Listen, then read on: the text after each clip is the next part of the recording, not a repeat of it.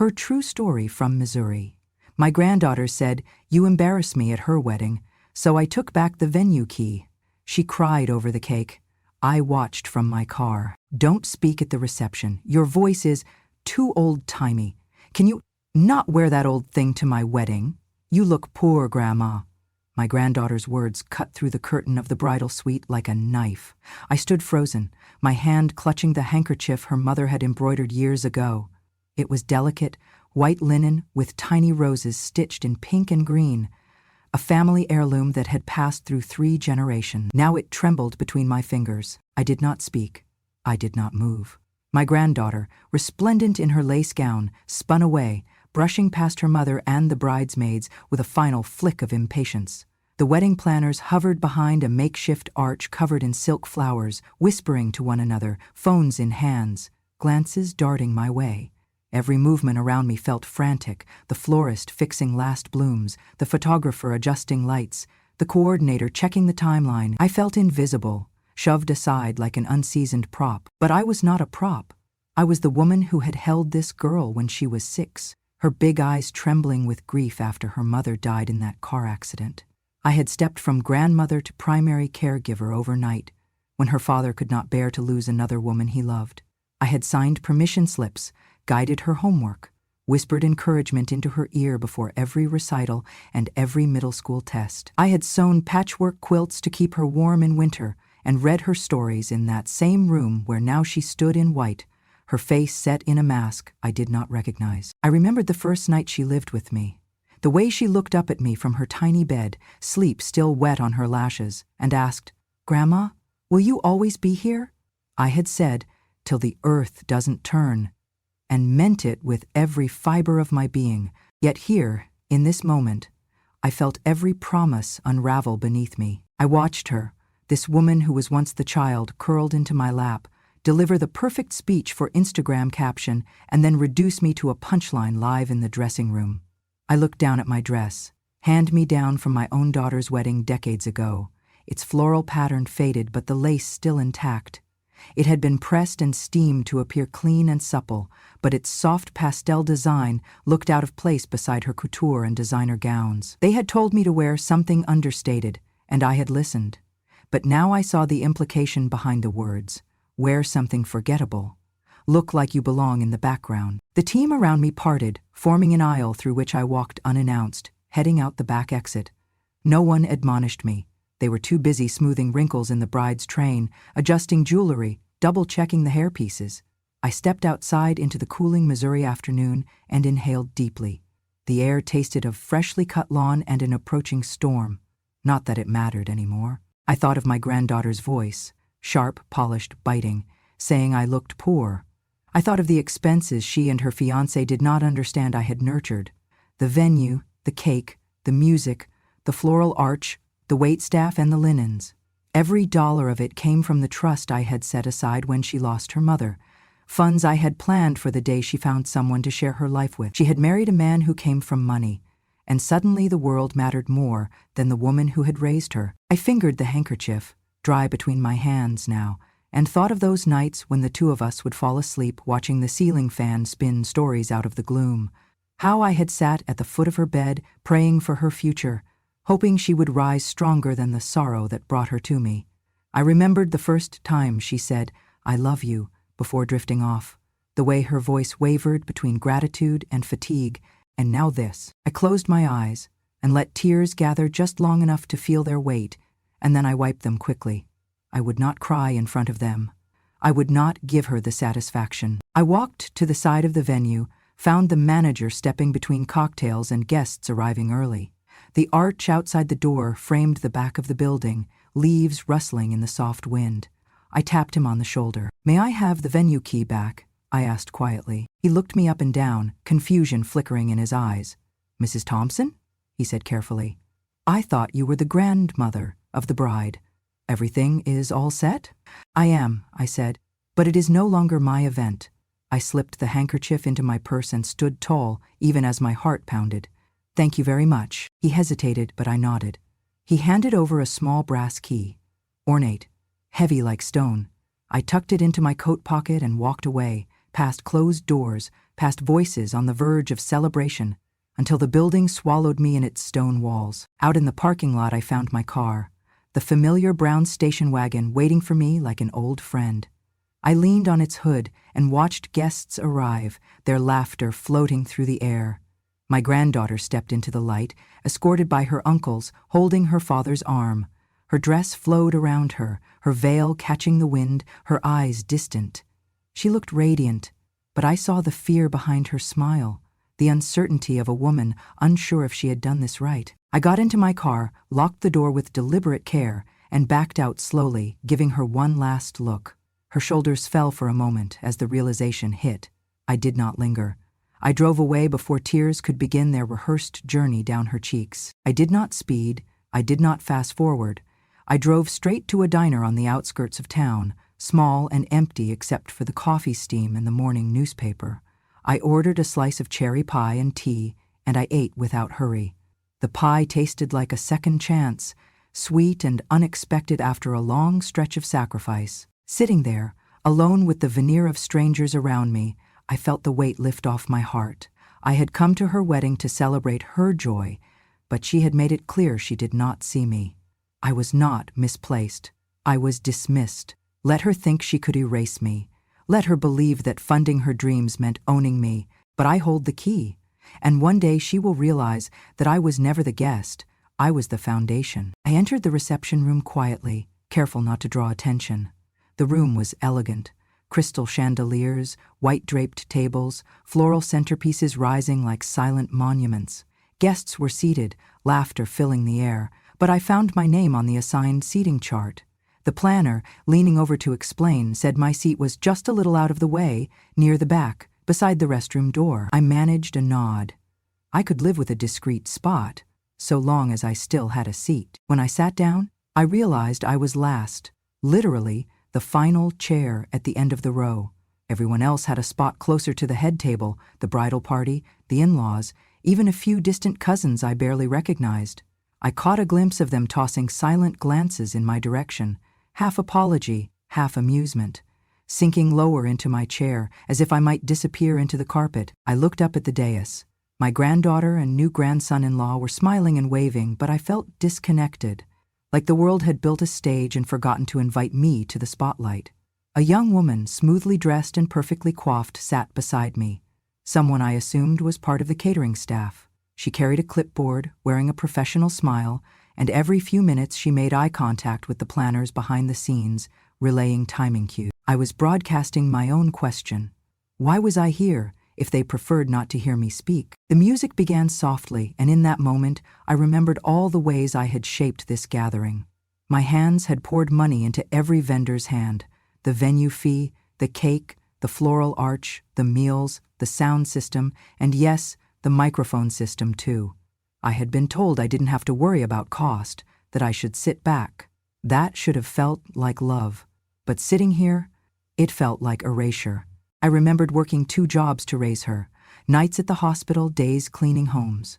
I recalled signing my wedding ring over for her school fees before my husband passed. I remembered every scholarship I fought for, every scholarship letter I celebrated, because I had given time and sacrifice to ensure she had opportunity to meet this man she loved, and yet now I had no voice. I finally realized why my seat was so far, why no playlist included my bumpkin stories. I leaned over and asked the attendant at my side, "Excuse me, who is speaking first?" She looked startled. "Your granddaughter is giving a speech after the cake cutting, ma'am." So that meant there would have been a mic saved for me, or at least a second mic. I looked to the planners beside the head table. They were busy, heads down on phones, fingers turning out the next cue. I searched for the mic stand that had been thoughtfully set up earlier. It was missing. Suddenly I understood my place in this celebration. Not only was I placed at the back of the line, I was erased from the program. Before I could process fully, the moment arrived. The head table stood, clinking glasses. My granddaughter's voice trembled as she began her speech, her eyes fixed forward. Guests quieted, anticipation glowing in the low lights. I held my applause, waiting for a cue to step forward, but none came. Then her voice cracked when she mentioned the people who had made it possible. She turned slowly, expecting to see me, and then looking for me. When she saw an empty seat behind, her throat closed and tears gathered. "No microphone," she whispered, or at least attempted to, but her gaze never turned to me. I realized she assumed I would not speak, so they did not prepare a mic. I swallowed hard, feeling every knot in the fabric of that beautiful dress lock into place as her groom took her hand and gently guided her away. I sat back, mouth dry, tears not yet welling. I thought of the nights she had clutched my hand before school, shaken with nerves. I thought about her mother, the first love of my life, taken too soon, and how I used my grief to raise this girl who now looked like a stranger. Someone behind me laughed, a patron of family wealth. I saw her eyebrows silently ask, "Isn't it quaint how she saved that seat for her?" I closed my eyes and recalled what had made me want this day to be perfect for her. The smile on her face when she discovered her first paycheck in my hand, the pride that lit her eyes when she walked across a stage I could no longer step onto. After the cake cutting, an announcement came. "Now we have a mother-daughter dance." I watched couples rise. I watched moms pulled to the floor, babies scooped from high chairs. I waited. No one came for me. I waited longer, and then I understood. My granddaughter had denied me the role, not explicitly, but quietly, sneakily, convincingly. I might not have accepted the mic earlier, but she didn't even leave me the chance. I steeled myself. Good. That would be remembered. I stared at a champagne flute, half empty, before sliding out of my chair. I felt the sticky feel of cake frosting under my literature fingers when I brushed them on my dress. I walked slowly across the room. No music followed me. No whispers trailed. Actually, there was a hush, a low, uncomfortable hush, maybe because someone knew they had crossed a line. I passed the head table, just behind the bridal party. My granddaughter glanced away, avoiding my gaze. I felt a pulse in my throat rising. I looked at her husband's polite expression, the nervous bride next to him. I think they thought I would ask for a second round of cake, or worse, remind them I existed. But I did not. I kept walking. I did not want theirs. And yet, I belonged to this day as her grandmother, as a mother, as the rock beneath every step she would take today. I exited the back door, stepped onto warm concrete, and leaned into the evening air. I reached into my purse and retrieved the handkerchief her mother had embroidered. I touched the delicate fabric, feeling my grandmother's name stitched into its edge. Althea. She used to say the same prayer after every misfortune. "We shall stand again, stronger." I folded the cloth in my hand and pressed it to my heart. I reached the parking lot and paused beside my car. A shot of wind filled my ears.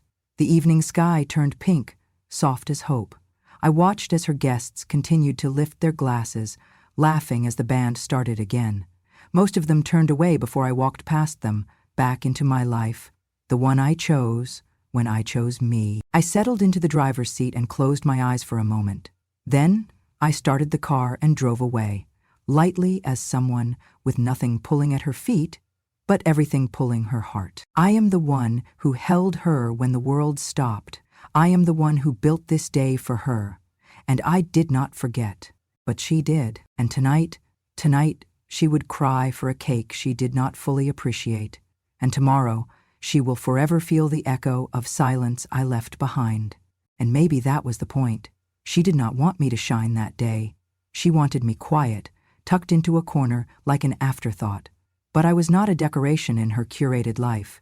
I was the reason she had one. That old dress did not embarrass me. It reminded me of who I had always been, and who I would always remain, long after the silk gowns were boxed up and forgotten. As I stood near the guest table, one of the few places left where I did not feel invisible, I heard her voice. "You remember when my friend laughed at your dress, Grandma?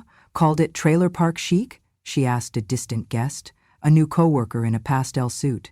I felt embarrassed. I just changed after that. I stiffened. She said embarrassed, not hurt, not sad, embarrassed. And that single word carried more weight than I expected. I thought of our life together after her mother died, how I slept on a reclining chair in her room for months so she would not be alone. I thought of how I sewed patches on her jeans after she grew out of them every winter. I thought of how she used to dig through dresser drawers looking for my scarves, pretending it was her own.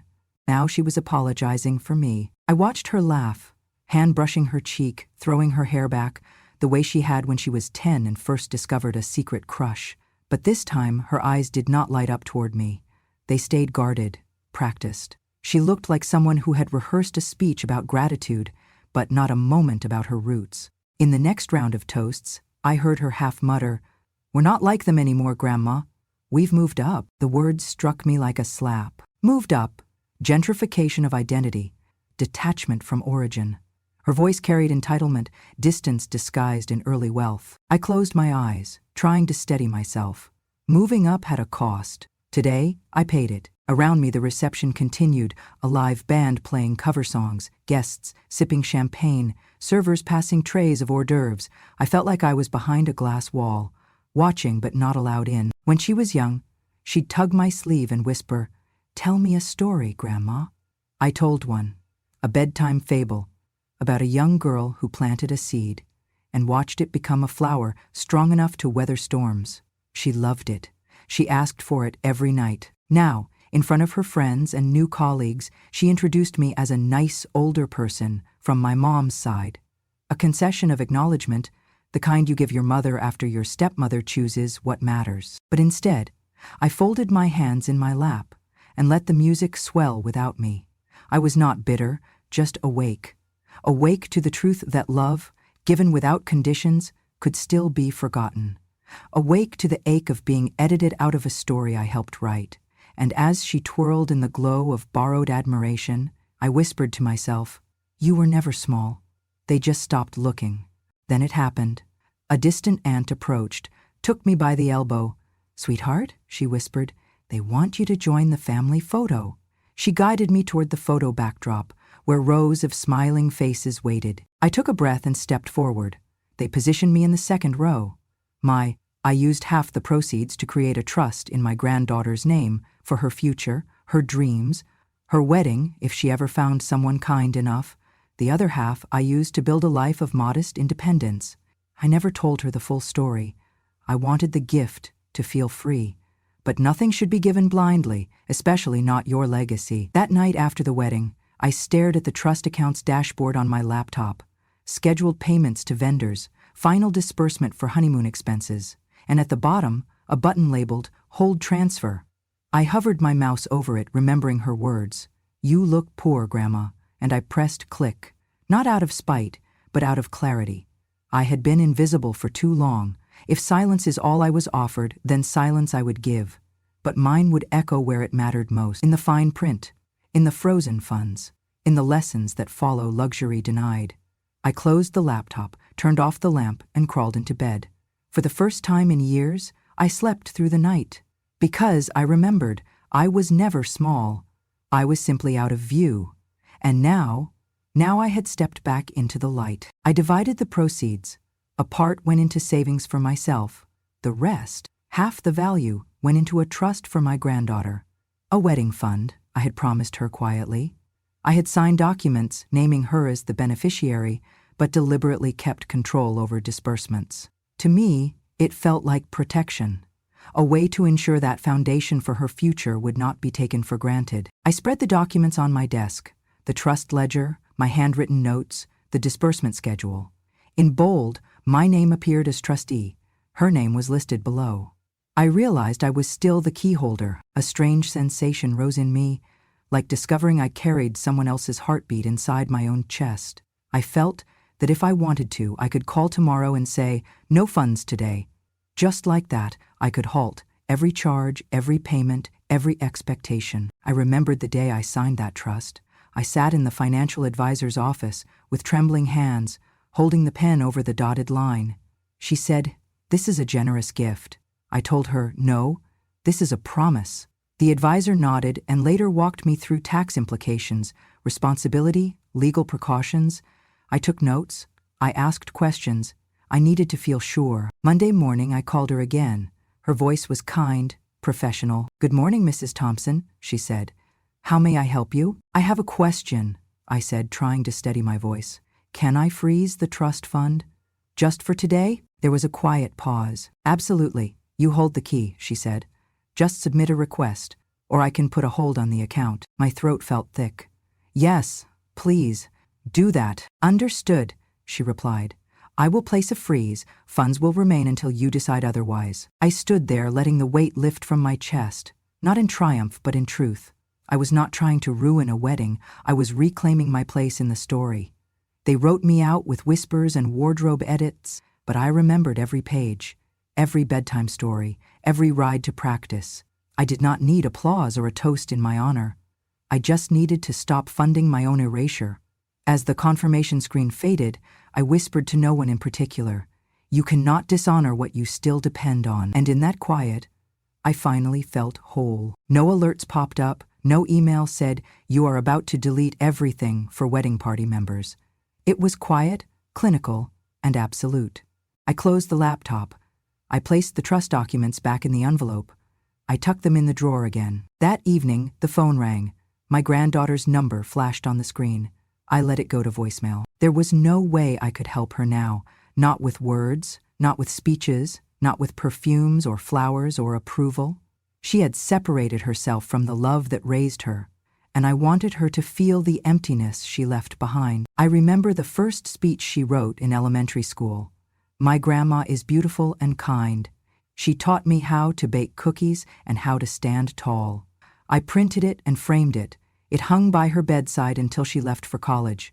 I remember tucking it into her luggage, tears on the pages. That framed piece of paper is still in my house. It hangs above my fireplace, a reminder of who she was and who she still can be. But I also have the trust documents now, the key and the knowing. I have something I have never had before: choice. And choice is not petty or spiteful. It is strength. If she wants to reach me, she can. But I will speak to her on my terms. I lit a candle in the dining room, a soft lavender scent, her grandmother's favorite.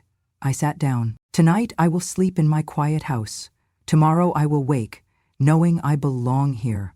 I am the guardian of her future, not a guest in it. They said I was too old-timey. They said I looked poor. But while they chose image over substance, I chose to remember my own worth. The key is in my hands. The fund is in my name.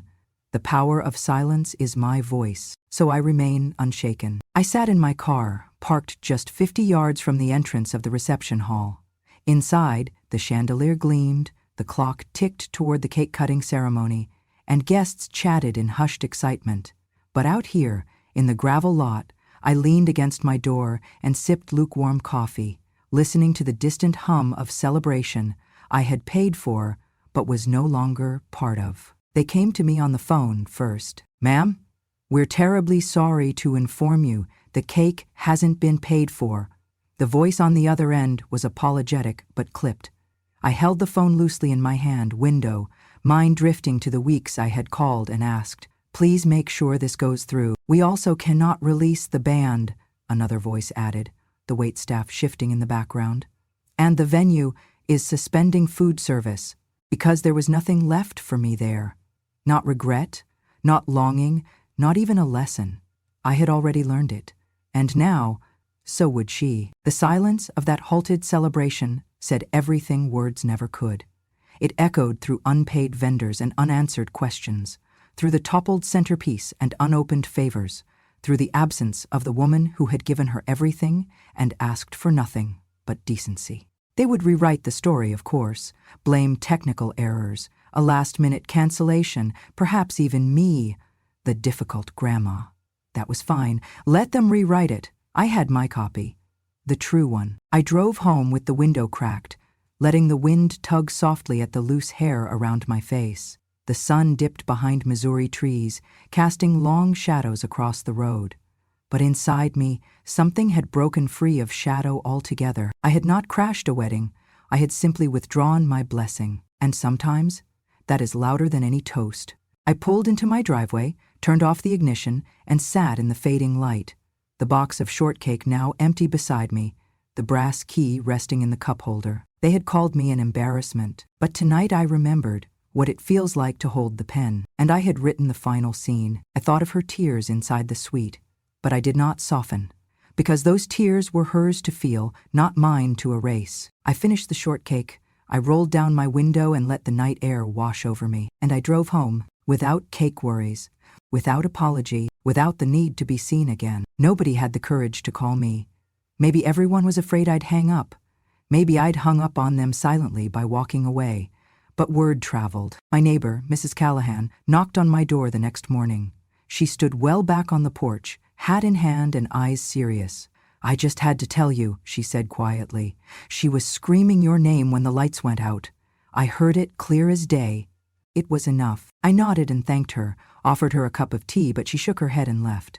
I closed the door and leaned against it for a moment, fingertips pressed to my heart. Then I walked inside and put away my laptop. This time for good.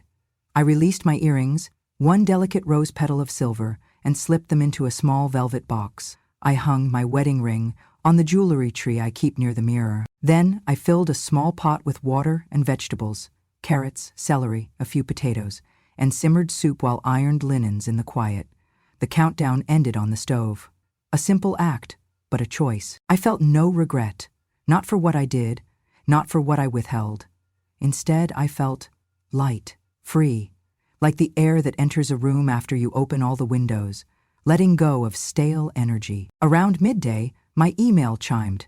From the event coordinator. "We are deeply sorry for the confusion regarding the trust fund and the sudden pause.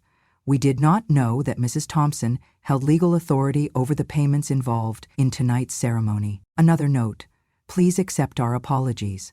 Another. If you would be willing to share how this came to pass, we would appreciate the opportunity to learn." I allowed myself a small smile.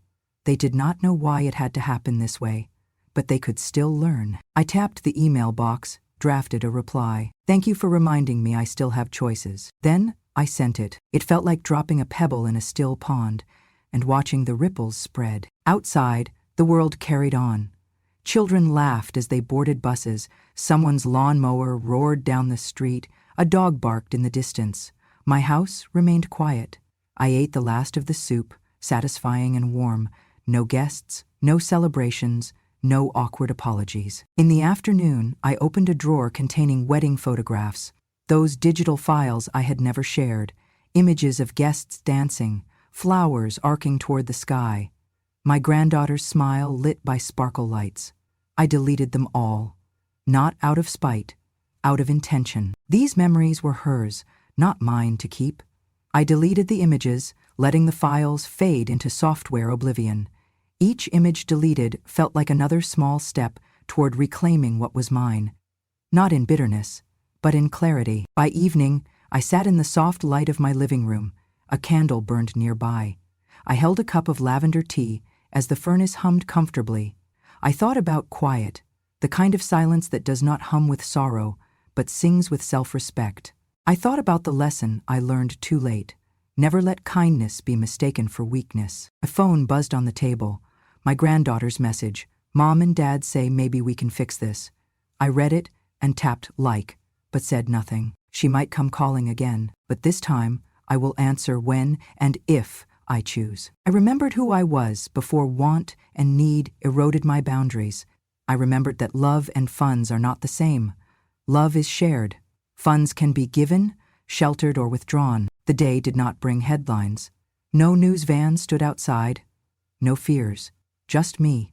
With my soup bowl empty, my heart steadier than it had been in years, my mind clear. One day I will speak with my granddaughter again.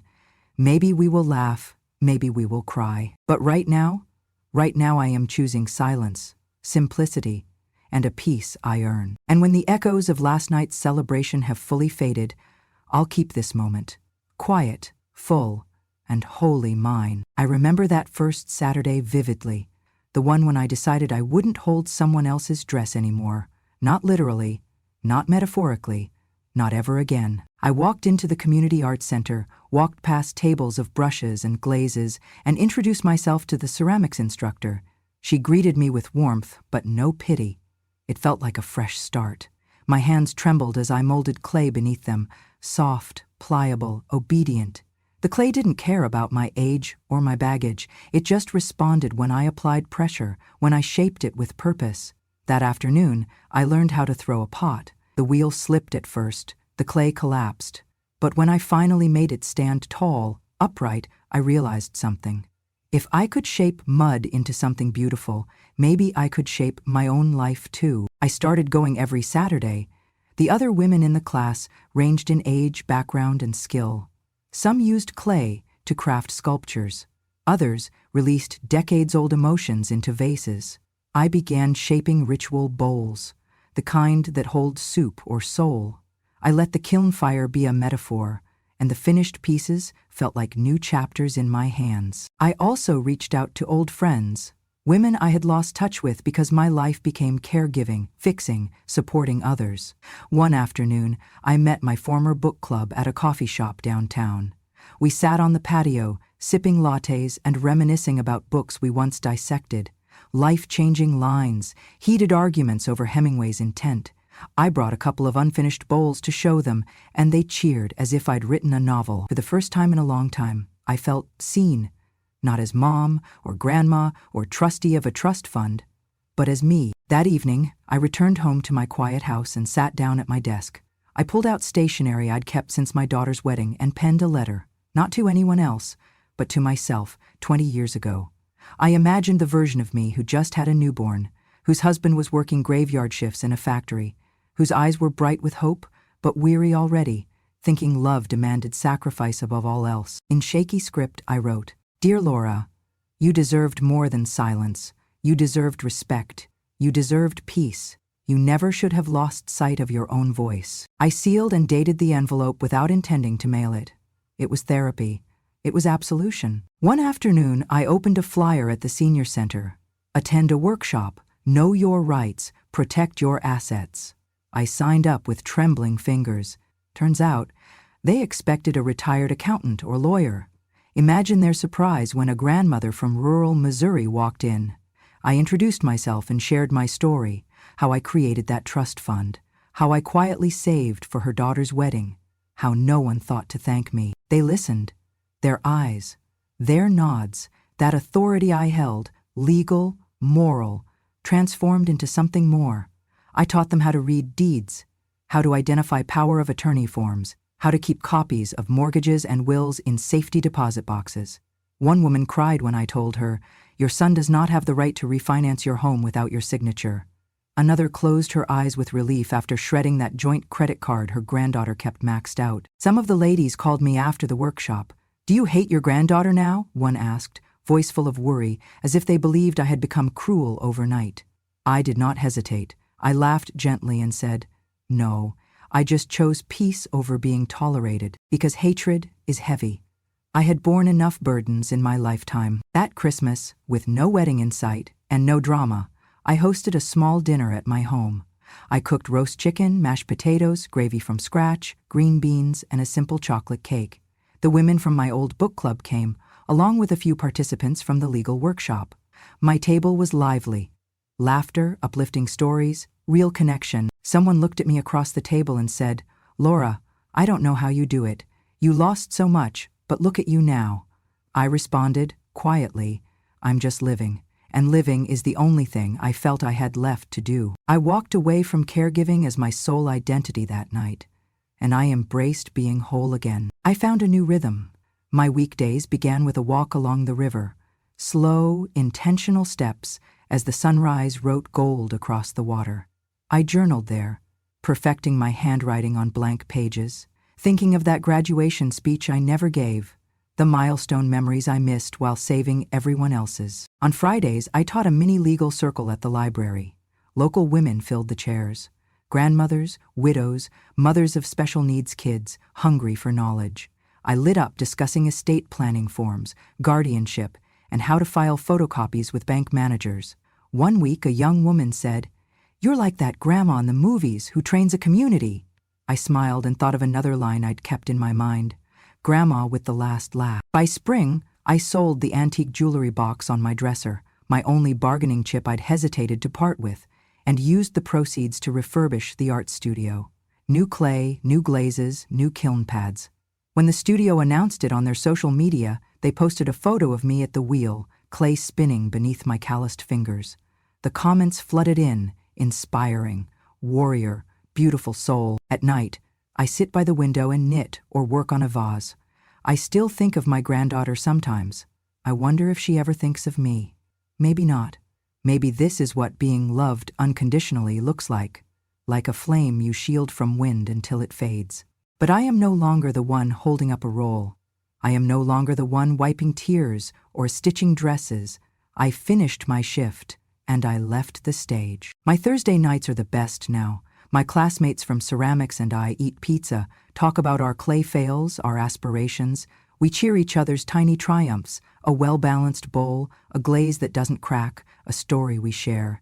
Then we drive home with clay dust in our hair and stories in our hearts. A neighbor asked me once, with genuine curiosity, "Don't you ever miss how your granddaughter used to look at you?" I looked out the window, saw moonlight dancing on the car parked across the street, and said, "Sometimes, but I don't miss being forgotten." So to those who feel their identity slipping away under the weight of caretaking or courtesy or those unspoken expectations, here is my truth. You are not a background character in someone else's life. You are not merely a story of what you did for others. You are a story worth telling. I do not hate my granddaughter. I remember the time she was 6, and we ran around the living room with balloons, laughter bouncing off the walls so loud you could hear it for blocks. I remember her breathless, "Grandma, watch this!"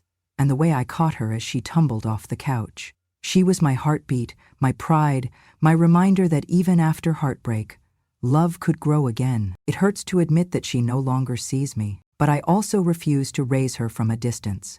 I cannot rescue her from the lesson she must learn, because sometimes love isn't about saving them. It's about letting them face the consequences of a choice they made. If you are a grandmother or a mother reading this, know this. Being kind does not mean you have to be silent. Being generous does not mean you have to be powerless. Being quiet does not mean being invisible. I taught my granddaughter to walk, to read, to dream. I scooped her up when the world seemed cold. I held her hand through every scraped knee and every broken heart. Yet today, I stand apart from her celebration because of how she treated me. She called me embarrassing.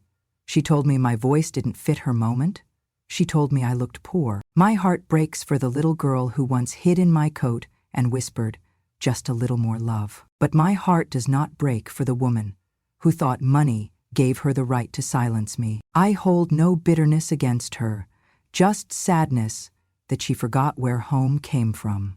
So here is my message to every child whose roots they choose to ignore. Do not forget the hands that built your foundation. Do not erase the ones who carried memories you now take for granted. Do not assume that because your world has changed, she no longer belongs. Because some memories you cannot remake, some foundations you cannot rebuild. To the women out there whose grandchildren stepped away from respect, hold fast to your worth. Speak your voice, even without applause. Protect your dignity, even if you are only protecting a reflection of who you once were. Teach her by example that no one can erase the past without losing part of themselves, because every gift you gave was not an investment.